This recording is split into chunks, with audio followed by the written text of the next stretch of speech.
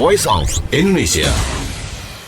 Voice of Indonesia dari Indonesia untuk dunia pendengar. Sampai kita ke acara Bincang Ramadan Diaspora. Kali ini kita akan ngobrol-ngobrol dengan seorang diaspora Indonesia yang bermukim di Turki.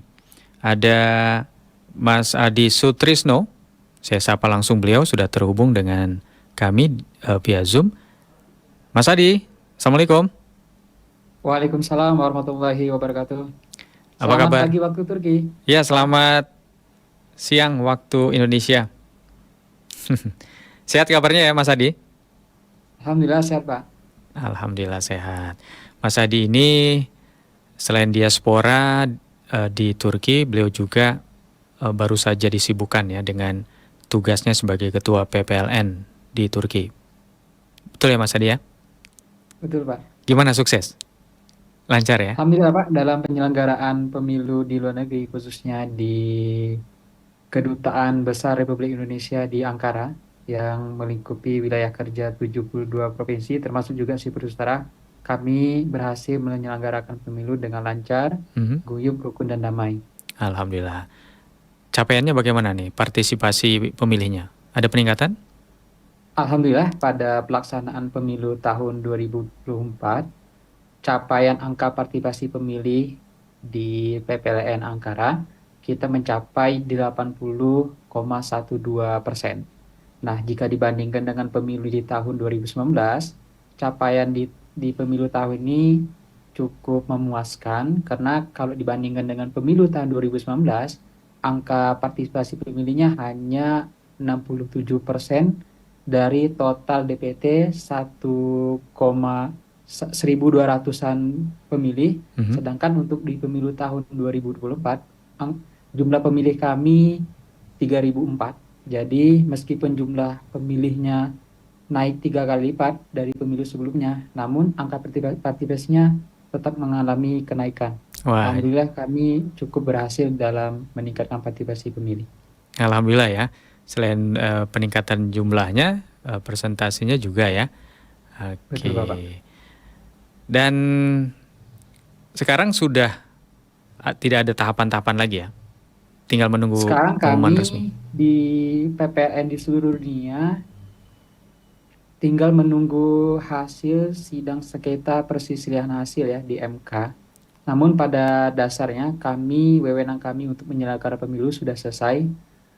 Terhitung di bulan April ini kami sudah tidak melaksanakan tahapan pemilu lagi. Baik. Saya ingin mengucapkan selamat dulu lah untuk Mas Adi beserta jajaran PPLN dan stakeholder yang terkait ya, yang terlibat di Turki menyukseskan pemilu. Sudah lancar, kemudian juga tanpa ada halangan-halangan yang berarti ya Mas Adi ya. Iya, terima kasih Pak atas ucapan terima kasih. Baik. Nah, kita kembali ke ngobrol-ngobrol kita terkait dengan Ramadan di Turki. Kalau Mas Adi sendiri sudah berapa lama bermukim di Turki? Saya alhamdulillah di Turki ini sudah hampir 5 tahun Pak ya. Saya datang di Turki di bulan November tahun 2019. Nah, kemungkinan di tahun inilah tahun terakhir saya di Turki karena kebetulan urusan dan hal-hal lainnya juga sudah selesai di Turki dan kami kemungkinan akan segera kembali ke Indonesia. Oh, seperti itu ya. Wah. Sebelum Lebaran atau sesudah Lebaran ini rencananya? Akhir tahun mungkin Pak ya. Oh, akhir tahun. Jika Allah menghendaki Pak. Baik. Berarti Lebaran kali ini belum mudik lah ya, tanggung ya? Untuk Lebaran kali ini kita masih tetap di Turki dan kita sudah 5 tahun di Turki. Alhamdulillah merayakan Lebaran dan Ramadan itu selalu di Turki Pak. Oh, jadi selama 5 tahun itu belum pernah mudik ya? Saya sudah sering kali mudik, cuma memang untuk kesempatan Ramadannya kita belum ada kesempatan untuk pulang. Oh, baik. Jadi selalu merayakan di Turki. Nah, kalau gitu mungkin bisa diceritakan ini bagaimana sih suasana Ramadan di Turki, kemudian Mas Adi Sutrisno bersama keluarga di sana? Ya, saya bersama keluarga. Oh. Kebetulan istri saya juga sambil mengambil studi magister di sini. Oh, baik. Nah, saya juga sambil berwirausaha dan kebetulan kemarin kan kita juga diberikan amanah dari KPU RI untuk menjadi bagian badan ad hoc-nya untuk menyelenggarakan pemilu. Jadi lumayanlah beberapa kesibukan selama di Turki Ya, bersama keluarga di sini. baik. Bagaimana itu ceritanya dari awal datang ke Turki, kemudian Ramadan pertama di awal kedatangan, begitu, kemudian Lebaran setelah itu, bagaimana yang dialami oleh Mas Adi Sutrisno bersama keluarga? Oke, jadi saya cerita terkait tentang Ramadan di Turki, Pak ya. Ya, Jadi Ramadan di Turki itu suasananya kurang lebih dengan perayaan Ramadan yang ada di Indonesia. Namun ada beberapa hal unik yang mungkin bisa saya ceritakan terkait Ramadan di Turki.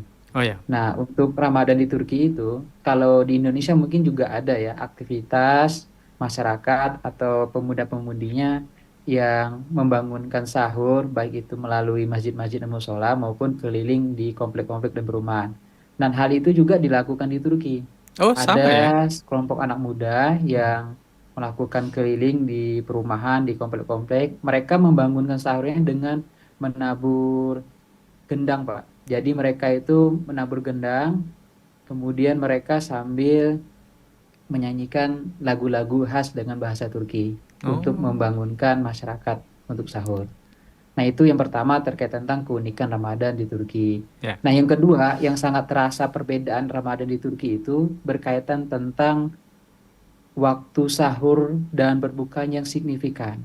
Jadi, kalau waktu di tahun 2019, saya mengalami waktu sahur dan berbuka itu di musim panas, Pak ya, Oh di ya. musim summer. Nah, itu waktu puasanya itu lebih panjang. Waktu itu saya pernah, kalau tidak salah, seingat saya, kami sahurnya itu imsaknya di pukul setengah tiga, kemudian berbukanya baru setengah 10 malam. Jadi Oh, waktu puasanya sangat panjang. panjang sekali Nah, ya. di tahun 2024, Ya. waktu imsaknya sudah semakin pendek dengan waktu berbukanya. Jadi, waktu imsak sekarang sudah pukul 5, kemudian untuk waktu imsak maksud saya, kemudian untuk waktu berbukanya itu pukul setengah 8 malam. Jadi, lebih singkat Hmm. dibandingkan puasa di tahun 2019. Iya, iya, ya. Nah, Kalau hmm. di awal puasa di tahun ini, kami puasanya itu masih memasuki masa-masa musim peralihan winter ke ini semi, Pak ya. Mhm. Jadi waktu itu puasanya mungkin hampir kurang lebih sekitar sekitar 14 jam lebih. Nah, sekarang waktu puasa kita semakin singkat karena sudah memasuki waktu peralihan ke musim semi. Nah, itu berkaitan tentang perbedaan waktu sahur dan berbukanya yang mengalami perubahan yang signifikan. Kemudian yang kedua, kebiasaan masyarakat di Turki itu, masyarakatnya itu suka melakukan barter makanan dengan tetangga. Jadi, salah satu dari keunikan ketika Ramadan di Turki, masyarakatnya itu akan melakukan barter dan saling menukar hidangan dengan tetangga Ya. ketika menjelang berbuka. Nah, tentu hal ini juga apa ya, jarang kita dapatkan ya di Indonesia. Karena keunikan di Indonesia itu kalau tidak salah, ya kita Ramadan ini selalu berbuka puasanya baik itu di masjid maupun di restoran bersama keluarga dan teman-teman. Nah, di Turki mereka melakukan barter makanan nih dengan tetangganya untuk bertukaran takjil menjelang berbuka puasa. Itu Hmm. mungkin Ya, keunikan yang ya, ya. ketiga. Nah, kemudian yang sangat saya salut di Turki, pemerintahnya itu mereka menyediakan fasilitas berbuka puasa di masjid yang dikelola oleh Kementerian Agamanya mereka. Jadi, Kementerian Agamanya mereka mengelola berbuka puasa di masjid-masjid besar mereka, di masjid-masjid agung. Dengan menunya Semuanya, semua itu masjid ya. tidak semua masjid, namun untuk di kota-kota besar, masjid-masjid agung itu mereka memfasilitasi dan mengelolai berbuka puasa yang dikelola langsung oleh Kementerian Agama Turki. Oh. Nah, jadi kita meskipun mungkin ya bagi mahasiswa yang belum sempat memasak maupun ada kesibukan, kita bisa berbuka puasa di masjid-masjid besar yang ada di kota-kota di Turki. Nah, menunya juga cukup cukup lumayan enak dan mengenyangkan. Untuk sajian menunya ya karena Turki itu kebiasaan masyarakat mereka, makanan pokok mereka adalah makanan dari roti. Ya. Nah, salah satu sajian adalah roti. Yang kedua itu sup yang mungkin lebih dikenal dengan corba kalau di sini. yang bahan dasarnya itu adalah kacang-kacangan. Nah, itu Hmm. cukup mengenyangkan dan kemudian ada juga sajian manis-manisan yang disebut dengan tatlı. Di sini juga disajikan dalam menu berbuka puasa di Turki dan termasuk kurma juga disajikan. Kurma juga ya, tidak ketinggalan kalau Ya. kurma ya di seluruh dunia. Baik. Nah, tadi menarik tradisi mengantar makanan ya menjelang berbuka. Apakah Mas Adi juga sebagai ekspatriat itu sudah katakanlah bisa merasakan juga eh, misalnya kunjungan dari tetangga yang orang Turki begitu. Ya, alhamdulillah kami dengan waktu yang sudah hampir 5 tahun di Turki ini sudah merasakan hal-hal keunikan itu, Pak ya. Jadi kita juga sempat melakukan barter makanan dengan tetangga kita. Kebetulan kalau untuk tempat tinggal di Turki, khususnya di kota Ankara itu, kita di sini mayoritas penduduk, baik itu yang warga negara asing maupun warga negara Turki itu sendiri, Hmm. kita tinggalnya di apartemen-apartemen. Jadi Hmm. dalam satu apartemen itu terdiri dari 10 lantai, di mana setiap lantai itu terdiri dari 3 sampai 5 kepala keluarga. Jadi kami juga sering melakukan barter makanan dengan Ya. tetangga kami yang ada di satu lantai. Kemudian juga mereka selalu melakukan barter juga makanan dengan kami. Nah, syukurnya Hmm. kami karena sudah 5 tahun di Turki, jadi sudah mulai terbiasa lidah kami dengan makanan-makan mereka. Oh gitu ya. Ya, Jadi di satu apartemen itu sudah penghuninya sudah berbaur ya, sudah bercampur dengan warga asli Turki juga ya. iya betul. Di sini Oh. Hmm. selain masyarakat Indonesia juga yang cukup banyak pendatang warga negara itu sebagian besar dari Afrika dan termasuk juga mungkin Suriah ya Mhm, yang mhm. sebagai negara konflik hari ini. Nah, kita sudah saling membaur dengan masyarakat di Turki dan alhamdulillah penerimaan masyarakat Turki terhadap warga negara asing khususnya bagi mereka yang pelajar, kemudian juga pengusaha Ya. yang warga negara asing, mereka terbuka dengan kehadiran kami dan mereka mau bersilaturahim dan bertetangga dengan kami yang ada di Turki ini. Baik, baik. Kemudian intensitas ibadah apakah di Turki juga terasa begitu?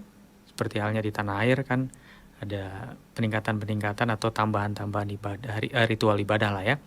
Nah, bagaimana dengan di Turki? Di Turki alhamdulillah untuk perayaan seperti sholat berjamaah pada saat berbuka puasa, kemudian pada saat Isya dan menjelang tarawih di Mhm. sini cukup lumayan ramai dan banyak, Pak. Meskipun mungkin kita kenal ya, kita tahu bahwa Turki itu pada dasarnya adalah kultur masyarakat adalah masyarakat sekuler. Namun ketika pada saat waktu sholat tarawih, sholat isya, mereka berbondong-bondong ke masjid untuk melakukan Oh. sholat dan ibadah di masjid. Nah, saya sangat salut. Namun kalau untuk pada hari-hari biasa, Hmm. aktivitas mereka di masjid itu cukup kurang jika kita bandingkan dengan aktivitas yang ada di Indonesia. Baik, baik. Mereka itu ketika menjelang Ramadan, kemudian di Turki itu salah satu keunikan, di sini itu pemerintah itu menetapkan malam Lailatul Qadar itu jatuh pada tanggal 27 Ramadan. Jadi pada malam 27 Ramadan, hampir seluruh masjid-masjid besar itu selalu full dengan masyarakat Turki yang melakukan itikaf di masjid-masjid. Nah, Oh. ini salah satu keunikan di Turki. Karena kalau di Indonesia, kita tidak pernah pemerintah kita menetapkan adanya malam Lailatul Qadar itu jatuh pada tanggal berapa. Tapi Ya, kalau ya. di Turki, semenjak saya tinggal di Turki, pemerintahnya itu selalu menetapkan malam Lailatul Qadar itu jatuh pada tanggal 27 Ramadan. Nah, itu salah Hmm. satu keunikan Turki. Jadi, kita bisa melihat bahwa hampir seluruh masjid-masjid besar itu selalu ramai dengan kedatangan masyarakat Turki yang ingin melakukan itikaf. Nah, kita juga karena sudah terbiasa dengan aktivitas di Indonesia, jadi kita juga ikut melakukan perayaan malam Lailatul Qadar di masjid pada tanggal 27 Ramadan. Gitu ya. Kemudian kegiatan lain seperti misalnya kajian-kajian agama, terus pengajian atau tadarus, itu juga ada peningkatan juga ya? Ya, betul. Ketika bulan Ramadan mengalami peningkatan, namun memang jika kita bandingkan di Indonesia, hanya masjid-masjid tertentu saja yang melakukan sifatnya kajian Ramadan di masjid-masjid. Tidak semua masjid melakukan aktivitas seperti itu. Hmm. Baik, baik. Oke. Nah, Mas Adi kan tidak sendiri, pasti ada juga diaspora Indonesia di sana ya, yang lain gitu. Selama Ramadan ini apakah ada semacam pertemuan-pertemuan begitu, silaturahim ataupun melakukan kegiatan bersama, taraweh bersama atau buka puasa bersama dengan mereka? Alhamdulillah ya, meskipun kita tinggal di Turki, kita juga di sini memiliki teman dan sahabat. Tentunya menjadi keluarga kami, keluarga Indonesia yang ada di Turki. Ya. Kami juga melakukan buka puasa bersama dengan teman-teman mahasiswa, teman-teman diaspora Indonesia yang ada di Turki. Dan kebetulan hari ini kami juga insya Allah akan melakukan buka puasa bersama dengan beberapa sahabat saya yang ada di Turki. Jadi kebiasaan kita di Indonesia itu masih tetap kita lakukan juga sebenarnya ketika kita tinggal di luar negeri. Salah satunya seperti Ramadan ini, kita berbuka puasa dengan sahabat dan teman-teman kita di luar maupun kita juga melakukan kunjungan ke sahabat-sahabat kita yang ada di Turki. Biasanya lokasinya di mana itu? Di tempat publik atau di KBRI? Nah, alhamdulillah Kedutaan Besar Republik Indonesia KBRI di Ankara juga sudah melakukan buka puasa bersama di awal Ramadan. Nah, jadi insya Allah juga pada tanggal 10 Februari KBRI di Ankara juga akan melakukan sholat Idul Fitri berjamaah dengan mengundang seluruh masyarakat Indonesia yang ada di Turki sekaligus open house. Jadi insya Allah dalam kesempatan ini setahu saya juga akan disajikan menu-menu khas Indonesia untuk mengobati rasa rindu teman-teman Indonesia yang mungkin rindu dengan masakan rendang, opor, sate dan lain sebagainya. Nah, insya Allah KBRI juga memfasilitasi itu. Ini salah satu hal yang sangat sangat saya rasakan ya, kehadiran KBRI di Ankara itu. Mereka juga memfasilitasi meskipun kita tinggal di Turki, tapi kita masih tetap bisa merasakan suasana Idul Fitri, puasa dan Lebaran di Turki dengan suasana seperti di Indonesia. Terobati ya kangennya ya. Tapi kalau di rumah sendiri, apakah sempat atau bisa membuat ketupat dan lain-lain? Nah, karena bahan dasarnya di Turki itu agak sangat susah, Pak ya. Kita mendapatkan seperti daun kelapa muda itu kan. Jadi kita di Turki itu biasanya kalau menu-menu yang sering diolah oleh masyarakat Indonesia di Turki itu sebagian besar biasa mereka bikin sup, bikin sate atau bikin bakso. Itu yang paling mudah dilakukan untuk diolah di Turki. Namun sebenarnya pada dasarnya salah satu saya ya pengen sebenarnya bikin kayak semacam ketupat. Cuma memang di sini itu sangat sulit untuk ditemukan bahan dasarnya seperti daun kelapa mudanya itu sangat sulit. Jadi kita di sini biasanya olahan yang kita buat pada saat Idul Fitri itu biasanya bakso, sup, soto Makassar ataupun sate dan lain sebagainya. Oh, baik. Kalau Pak Adi daerah asalnya dari mana, Pak? Saya asalnya dari Kota Kuburaya, Kalimantan Barat. Oh, Kalimantan ya. Kalimantan. Itu ada makanan khasnya juga mungkin yang coba dibuat otentik di sana. Oleh istri begitu ya? Ada ya? Iya. Oh, ada. Ada, Pak. Kebetulan istri saya ini kan dari sebelah kakeknya itu keturunan Makassar. Jadi pada saat Lebaran itu kita selalu bikin soto Makassar, Pak. Coto Biasanya. Makassar ya. Oke, baik. Waduh, luar biasa ternyata juga bisa mengobati lah kerinduan ya dengan adanya saudara sebangsa dan setanah air di sana. Kemudian juga warga masyarakat Turki juga ternyata welcome sekali ya dengan ekspatriat. Nah, Mas Adi selama 5 tahun apakah ada mengalami pengalaman spiritual yang berkesan? Yang kan ya meskipun di negara muslim ya, mayoritas muslim tapi sekuler di sana, tapi mungkin Mas Adi merasakan ada sesuatu yang menyentuh hati dan berkesan sampai mungkin sekarang tidak terlupakan. Ada kira-kira yang menarik? Alhamdulillah ada, Pak. Jadi kami sekeluarga terutama pada masa-masa COVID, Pak ya. Kita sangat merasakan betul bahwa dampak COVID itu sangat terasa. Termasuk kami yang sedang tinggal di luar negeri. Nah, salah satu aktivitas utama adalah bisnis. pada saat COVID itu ya bisnis kami mengalami turun, dan pada saat itu kami merasakan betul bahwa orang-orang Turki pada dasarnya mereka itu sangat baik terhadap sesama Muslim, termasuk kami yang menjadi warga negara asing yang tinggal di negara mereka. Ya. Nah, kami merasakan betul bantuan yang diberikan oleh mereka, kebaikan yang diberikan oleh mereka, termasuk juga pada saat itu kami sempat mengalami kesulitan untuk mendapat tempat tinggal ya. Namun ada salah satu keluarga Turki yang menerima kehadiran kami untuk disewakan tempat tinggalnya. Nah, pada saat itu memang kami sangat merasakan kesulitan betul dengan adanya COVID itu, dan berbagai pertolongan yang diberikan, baik itu dari masyarakat Turki, termasuk juga dari sahabat-sahabat kami yang dari Indonesia dan sahabat-sahabat kami dari Malaysia. Saya merasakan betul bahwa kami meskipun tinggal di luar negeri, kami tidak merasa sendirian. Kami punya saudara, kami punya keluarga. Ya, keluarga kita itulah keluarga sesama Muslim, baik itu dari Malaysia, Indonesia, termasuk juga Muslim yang ada di Turki itu sendiri. Sangat baik dengan kehadiran kami. Baik.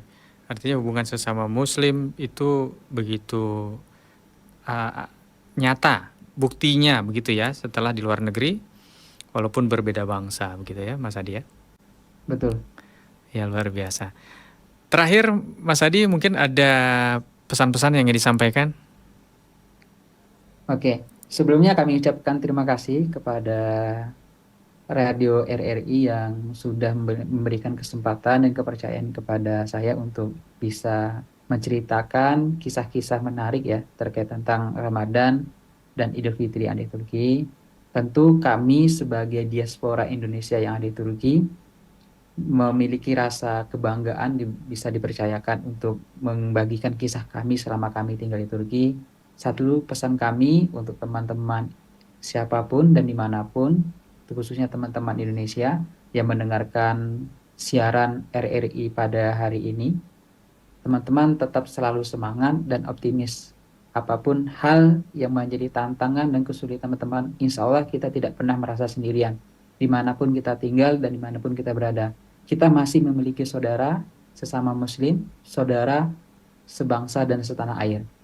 Mungkin itu saja yang mungkin bisa saya sampaikan kepada RRI Indonesia. Dan Mas Adi, terakhir sekali, ini kan H-2 ya. Itu biasanya apa yang paling sibuk di sana itu mempersiapkan Lebaran tuh yang paling terasa? Yang paling sibuk ketika menjelang Ramadan itu saya perhatikan memang seluruh toko-toko supermarket, toko-toko tradisional, toko-toko swalayan dan mal-mal itu selalu ramai dikunjungin oleh pengunjung. Ini menjelang Lebaran ya? Biasalah seperti aktivitas di Indonesia, mereka beli pakaian, mereka mempersiapkan makanan-makanan yang untuk disajikan pada saat Idul Fitri. Jadi kurang lebih sama aktivitasnya seperti masyarakat di Indonesia. Baik, dan biasanya itu nanti di momen Lebaran ya semakin terasa ya. Kalau misalnya Mas Adi berkunjung ke rumah mereka, itu juga terlihat lah ya bagaimana nuansa Idul Fitrinya ya. Betul Pak. Jadi di sini juga Pak, salah satu keunikannya ketika Idul Fitri itu anak-anak itu selalu bersemangat untuk melakukan kunjungan ke rumah-rumah warga. Nah, salah satu ciri khas Idul Fitri di Turki, anak-anak yang berkunjung ke rumah-rumah masyarakat itu mereka hadiah yang salah satu diberikan adalah bentuknya permen. Jadi ketika mereka bersilaturahim, yang mereka cari itu adalah permen.